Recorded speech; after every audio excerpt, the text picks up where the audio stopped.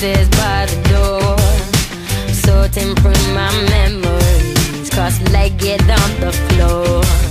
My diaries and scrapbooks, oh, they seem to